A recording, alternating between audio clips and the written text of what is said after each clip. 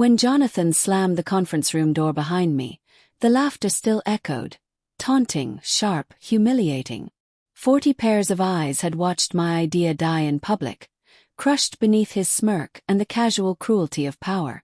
"Who would buy that?" he'd said, holding up my presentation like it was a bad joke. "Maybe your mom would fund it, for sympathy." Laughter. Nervous at first, then full-blown. I remember the weight of the clicker in my hand, the flickering blue of the projector light across my trembling fingers, and how the air suddenly tasted like metal. That moment, the flash of shame, the pounding heartbeat, was when I decided two things. I'd never give him the satisfaction of seeing me break. I'd make him regret it. For months, I kept my head down at the company. Everyone thought I was humiliated into silence, but I was working in shadows. Nights, weekends, every moment away from their fluorescent office lights, I rebuilt the idea he mocked. The project had been a predictive analytics engine for small retailers, one Jonathan called a glorified spreadsheet. He didn't see what I saw. He didn't see how it could learn, adapt, evolve. But while I coded, something darker brewed inside me. It wasn't just ambition anymore. It was vengeance, slow, controlled, patient. Then came Leah. Leah worked in HR. We'd shared lunch tables, small talk, polite smiles. She was kind, the kind that seemed real, not performative. She was also Jonathan's secret. I didn't know at first. It started with small things. Her quick glances toward his office, the way her voice softened when she said his name. But one night, long after hours, I returned to grab my laptop and saw through the glass walls. Her sitting on his desk, laughing, wine glasses beside them. Her hand brushed his collar. His hand on her thigh. That's when the betrayal split in two. Jonathan had humiliated me professionally. Leah's betrayal was personal, intimate. It clawed at my chest in a way I hadn't expected. I told her everything. My plans to quit, the silent project I was developing, the name of the investor I was hoping to pitch. She nodded, encouraged me, all while keeping his secrets. The next day, Jonathan announced a new company initiative. My stomach dropped. It was my concept, rebranded, renamed, half-baked, but unmistakably mine. And Leah stood beside him at the podium, smiling like she'd never heard it before. I didn't confront them. Not yet. Instead, I went silent. Deleted traces, wiped shared drives, pulled everything that was mine. Every line of code, every data model, every prototype, into a personal encrypted copy. That night, I went home and didn't sleep. I just sat at my desk, the monitor light painting the room blue, the hum of the fan filling the silence. Anger has a smell. It's metallic like overheated circuitry and sweat. By morning I'd made my choice. For the next 2 months, I built a shell company. Oralytics. Same tech. Better code.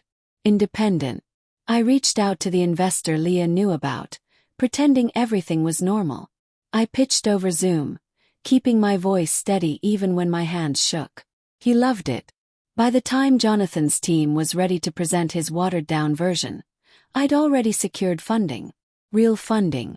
7 figures. But the real twist. My first investor was his former client, the one he'd lost months earlier for lack of innovation. The same one who had laughed at me in that conference room. When Oralytics launched, the PR headline went viral. Former analyst launches predictive AI startup, already valued at $1.2 million. Jonathan's face must have gone white when he read it. He called me. "Congratulations," he said, his tone flat, forced. "Seems like you ran with that idea after all. You mean the one you said was worthless?" "Yes." Long pause. Then, "I'll admit you proved me wrong." But his voice wasn't admiration, it was fear. I could hear it, the way predators sound when they realize the prey's turned. That night Leah texted me. "You didn't tell me you were launching already. Jonathan's furious. Can we talk? Please." I stared at her message for a long time. Part of me wanted to meet her, to look her in the eyes and ask why she sold me out. But another part wanted to keep walking, leave them both behind in the ruins they built together. I didn't reply. 2 weeks later, the scandal broke. Someone, anonymous, maybe an intern, maybe karma, leaked emails from Jonathan's account. Internal memos, screenshots, messages to Leah about appropriating staff ideas and keeping the kid distracted.